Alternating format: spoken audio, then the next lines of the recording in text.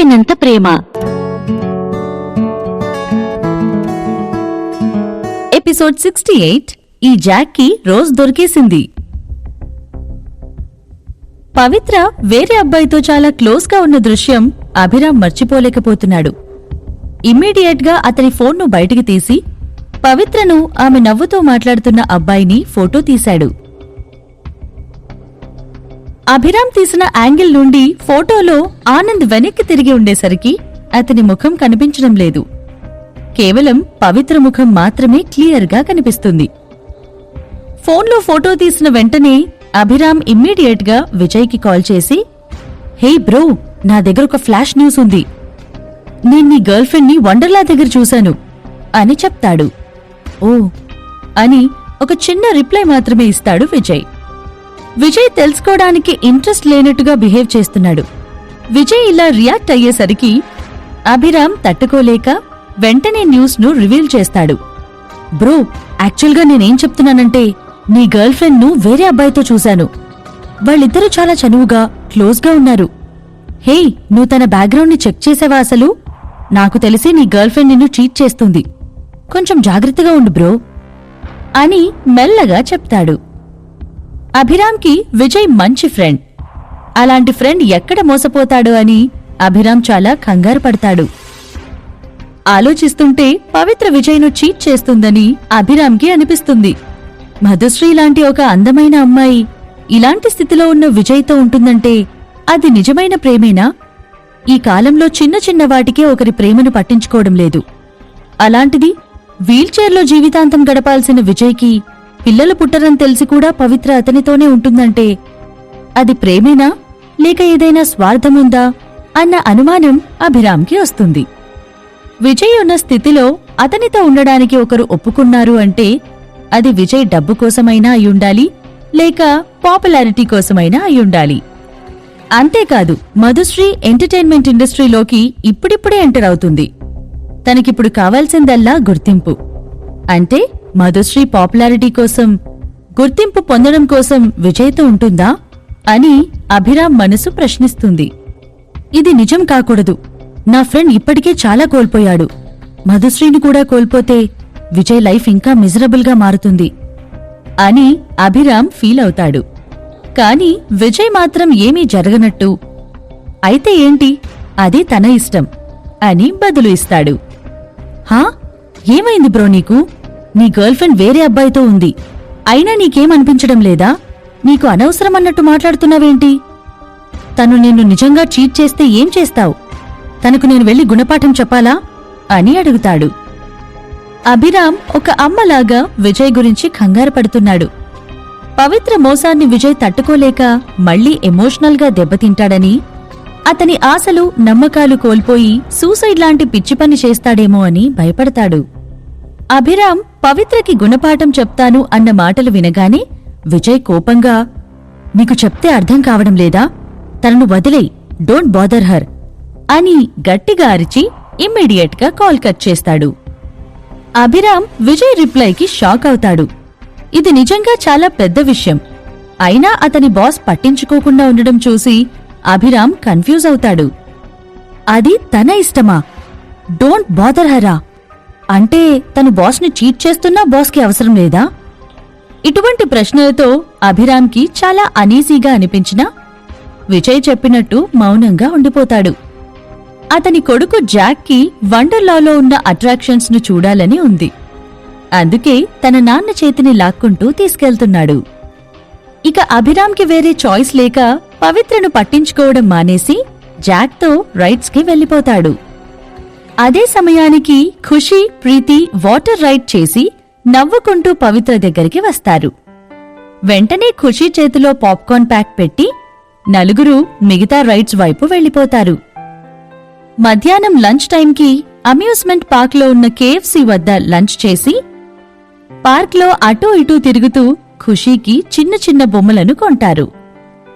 ఇక చాలాసేపటికి వాళ్లు పైరట్ ship ride కి వెళ్దామని అనుకుంటుండగా సడన్ గా పవిత్రకి ఇద్దరు మిత్రులు షూట్ నుండి కాల్ వచ్చింది.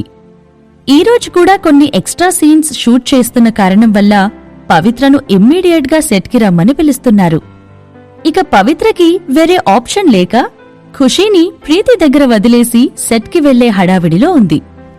పవి బేబీకి వర్క్ ఉందని ఖుషీకి అర్థమయ్యింది. ఎలాగో తనతో పాటు ఆరెంజ్ ఆంటీ ఉంది కాబట్టి పవిత్రను ఇక్కడే ఉండమని ఇబ్బంది పెట్టకుండా, బేబీ, నువ్వు నా గురించి కంగారు పడాల్సిన అవసరం లేదు. నేను ఆరెంజ్ మమ్మీతో కొద్దిసేపు ఇక్కడే ఉండి తర్వాత వెళ్ళిపోతాం. నువ్వు హ్యాపీగా వర్క్కి వెళ్ళు బేబీ అని పవిత్రకి ధైర్యాన్ని ఇస్తుంది. ఖుషీ అదే అలవాటుతో ప్రీతిని ఆరెంజ్ మమ్మీ అని పిలుస్తుంది. ఆ పిలుపుకి ప్రీతి మనసు వానలో నెమలిలాగా ఆనందంతో నాట్యం చేస్తుంది.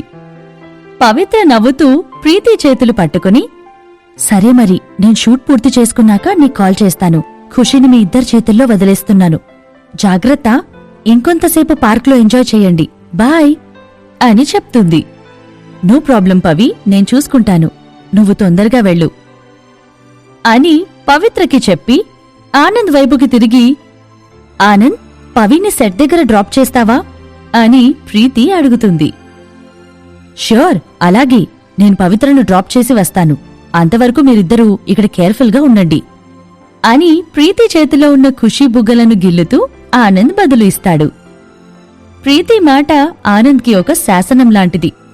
తను ఒకటి చెయ్యమని ఆర్డర్ చేస్తే ఇమ్మీడియట్గా ఆనంద్ అది చేయడానికి రెడీ అయిపోతాడు. ఆనంద్ కార్ తీసుకుని పవిత్రను సెట్కి డ్రైవ్ చేసుకుంటూ తీసుకెళ్తాడు. ఆనంద్ పవిత్ర వెళ్లిపోగాని ప్రీతి ఖుషీని తీసుకుని పైరట్ షిప్ రైడ్ కోసం లైన్లో వెయిట్ చేస్తుంది. అనుకోకుండా పైరట్ రైడ్లో ఖుషీ జాక్ పక్కన కూర్చుంటుంది. ఇద్దరు పిల్లలు ఈ రైడ్ చేయడానికి చాలా ఎక్సైటెడ్గా ఫీల్ అవుతున్నారు. ఇక రైడ్ మొదలవ్వబోతున్నప్పుడు మాస్క్ అడ్డంగా ఉందని ఖుషీ ఫీల్ అయ్యి, ఆరెంజ్ మమ్మీ, నేనీ మాస్క్ తీసేయాలా అని అడుగుతుంది. అఫ్కోర్స్ బేబీ అని చెప్పి ఖుషీ మాస్క్ను తీసి తన దగ్గర పెట్టుకుంటుంది ప్రీతి. రైడ్ మొదలయ్యాక అందరూ ఎగ్జైటింగ్గా ఫీల్ అవుతూ రైడ్ మీద కాన్సంట్రేట్ చేస్తారు. ఖుషీని గుర్తుపట్టరని ఫీల్ అయ్యి రైడ్ అయిన వెంటనే ఖుషీకి మాస్క్ పెట్టొచ్చనుకొని ప్రీతి ఒప్పుకుంటుంది. ఖుషీ పైన ఉన్న రెయిన్బో కలర్ లైట్స్ ని చూడ్డానికి తలను పైకెత్తగానే తన హ్యాట్ గాలికి ఎగిరిపోతుంది. ఖుషీ తన తలను ముట్టుకుంటూ, అయ్యో, నా హ్యాట్ ఎక్కడిపోయింది అని తనలో తానే అనుకుంటుంది. ఖుషీ హ్యాట్ జాక్ వైపున వచ్చి పడడంతో జాక్ దాన్ని తీసి, ఇదిగో నీ హ్యాట్ అంటూ ఖుషీకి అందిస్తాడు.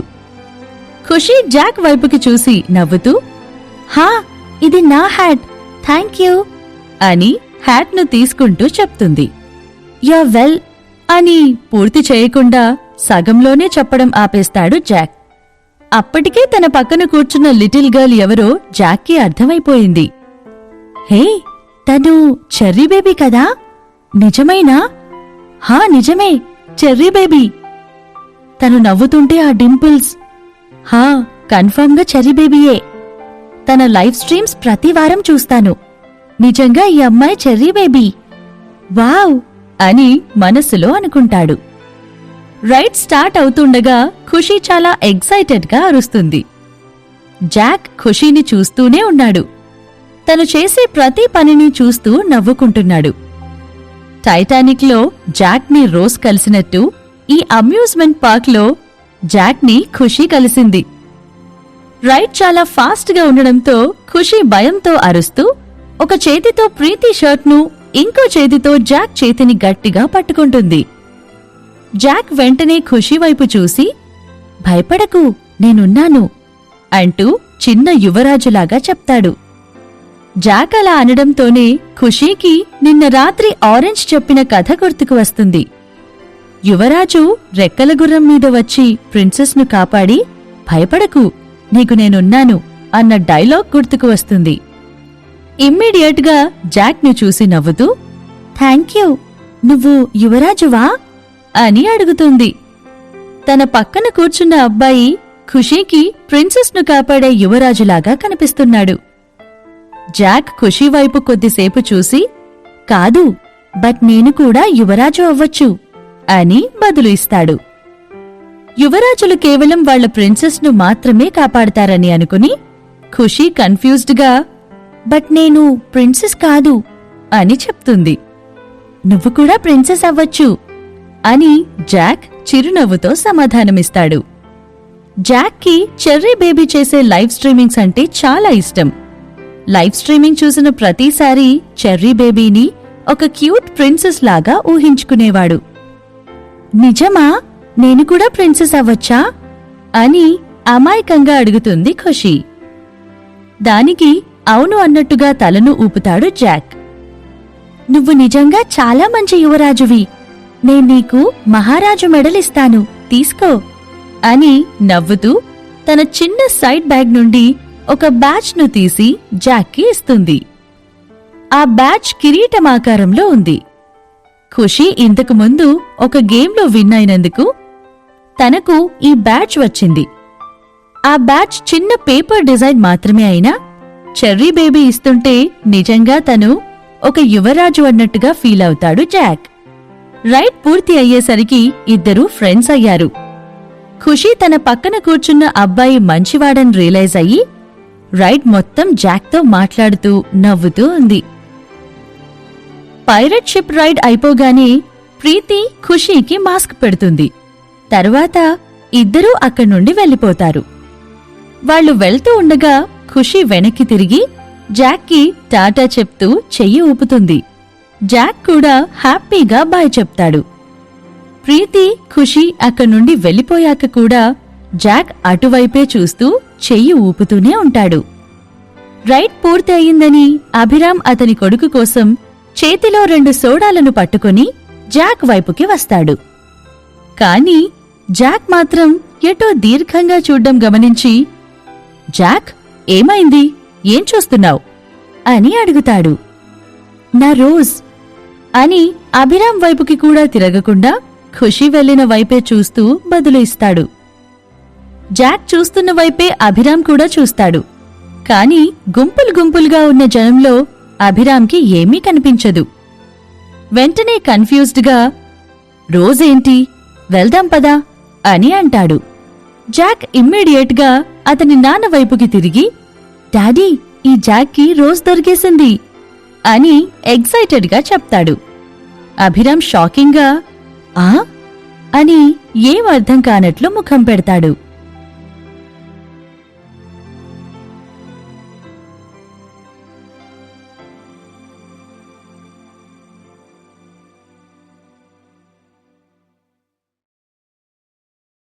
ఉప్పినంత ప్రేమ ఎపిసోడ్ 69 నన్ను వదిలి వెళ్లకు. ఈ జాక్కి రోజ్ దొరికేసింది అని జాక్ ఎగ్జైటెడ్గా చెప్పగాని అభిరామ్ ఏం అర్థం కానట్లు ముఖం పెడతాడు. డాడీ, ఇప్పటివరకు నా పక్కన ఎవరు కూర్చున్నారో తెలుసా అని చిలిపిగా నవ్వుతూ అంటాడు జాక్. ఏమో, ఎలాగో నేను మాత్రం కాదు, ఎవరు మరి అని అభిరామ్ ఇంట్రెస్ట్ లేనట్టుగా బదులు ఇస్తాడు. అభిరామ్ రైడ్లో జాక్తో కాకుండా వేరే రోలో అతని భార్యతో కలిసి కూర్చున్నాడు. కాబట్టి జాక్ పక్కన కూర్చున్నది ఎవరో అతనికి తెలియదు. నా పక్కన చెర్రీ బేబీ కూర్చుంది డాడీ అని ఏదో సాధించినట్లు హ్యాపీగా అరుస్తూ చెప్తాడు జాక్. చెర్రీ బేబీ ఎవరు అని కన్ఫ్యూజ్డ్గా అడుగుతాడు.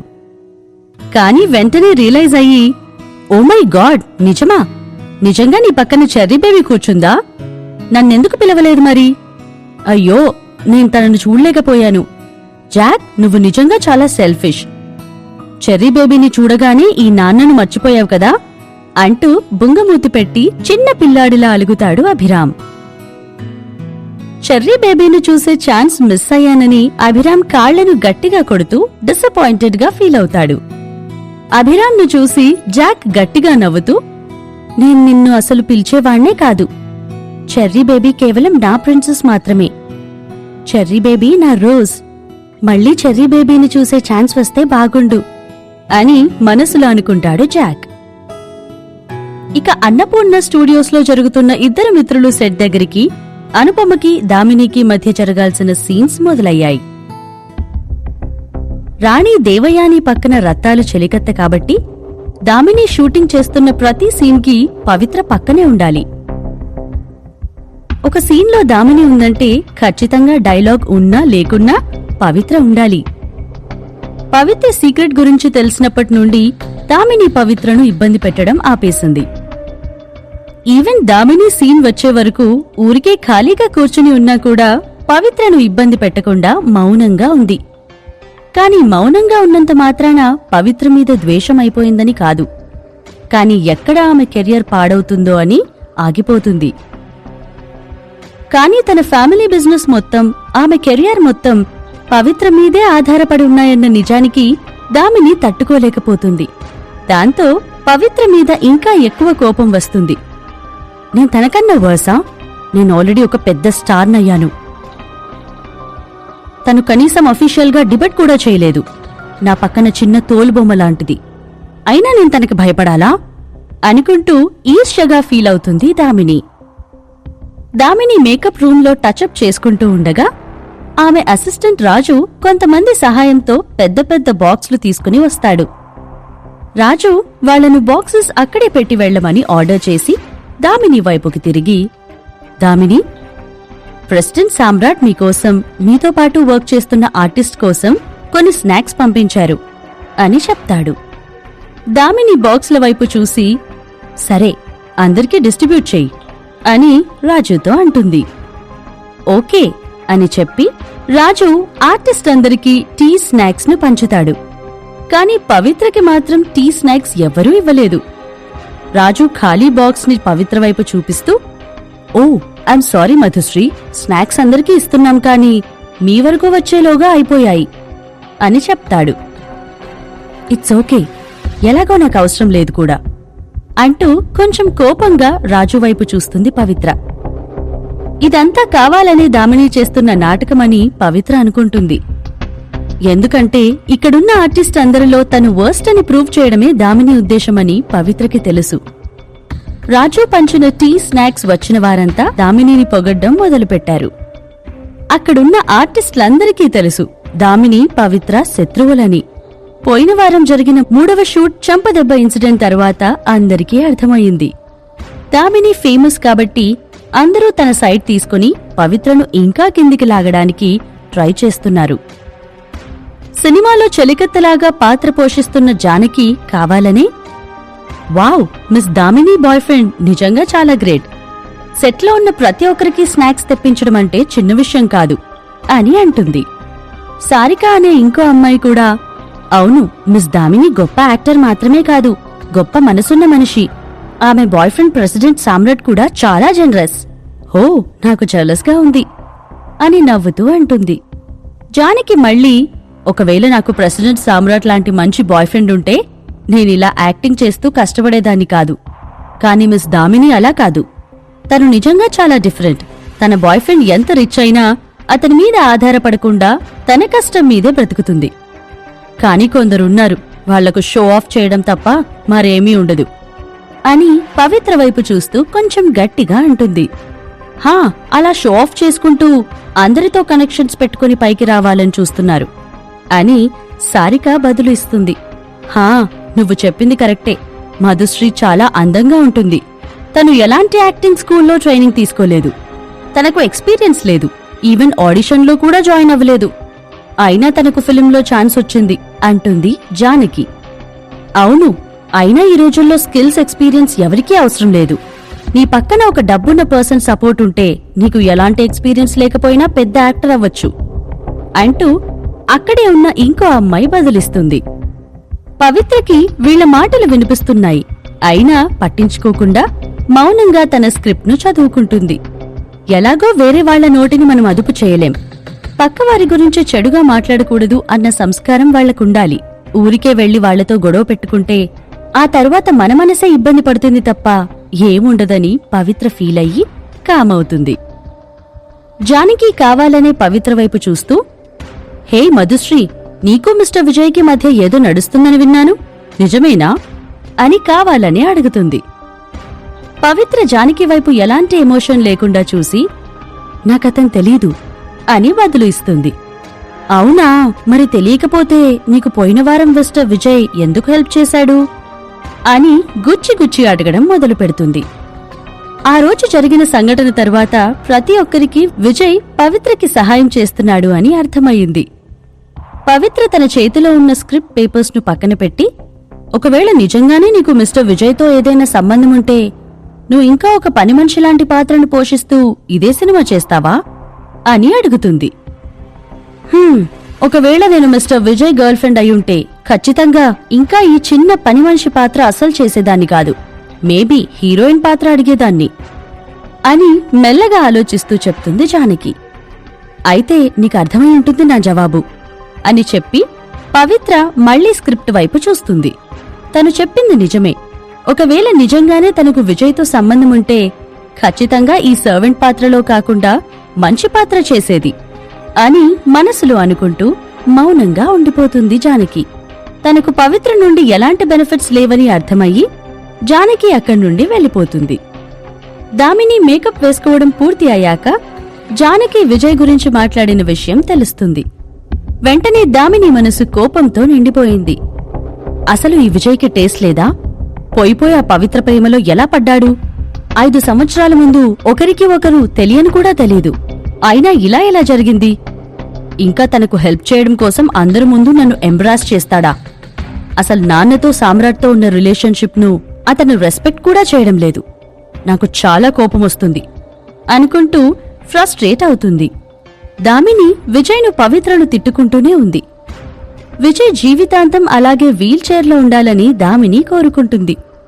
అలా అయితేనే పవిత్రకి విజయ్ని చేసుకునే అదృష్టముండదని అనుకుంటుంది. ఈ రోజు జరిగిన షూటింగ్ సీన్స్ కి పవిత్ర ఎక్కువ యాక్ట్ చేయాల్సింది ఏమీ లేదు.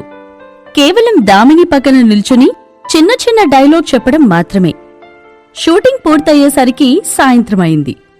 పవిత్ర ప్రీతికి కాల్ చేసి ఖుషీని తాతయ్య గారి దగ్గర దింపిందేమో అని కనుక్కుంటుంది.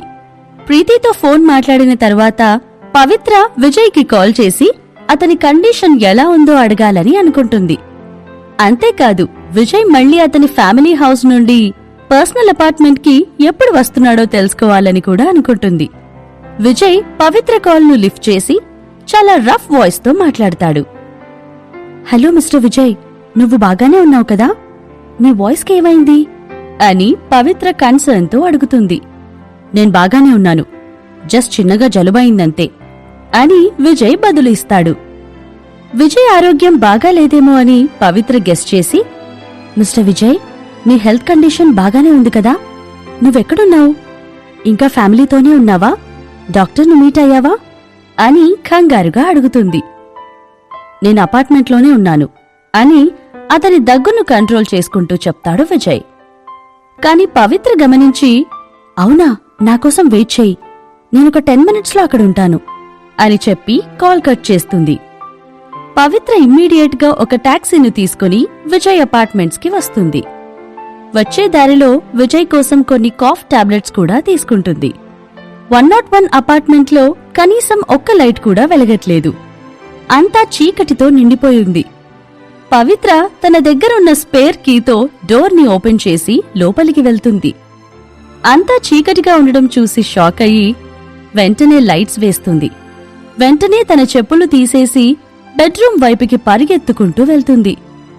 బెడ్రూంలోని లైట్స్ వేసి బెడ్ మీద స్పృహ లేకుండా పడుకొని ఉన్న విజయ్ను చూసి భయపడుతుంది. భయంతో, కంగారుతో విజయ్ పేరును అరుస్తూ అతని బాడీను షేక్ చేస్తుంది. విజయ్ బాడీ హై ఫీవర్తో కాలిపోతుంది. పవిత్ర అతన్ని పిలుస్తున్నట్లు చిన్నగా అరుపులు వినిపిస్తున్నాయి.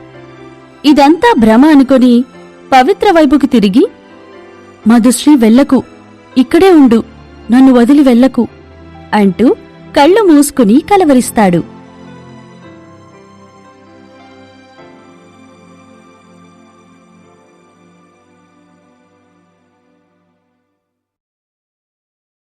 ఉప్పినంత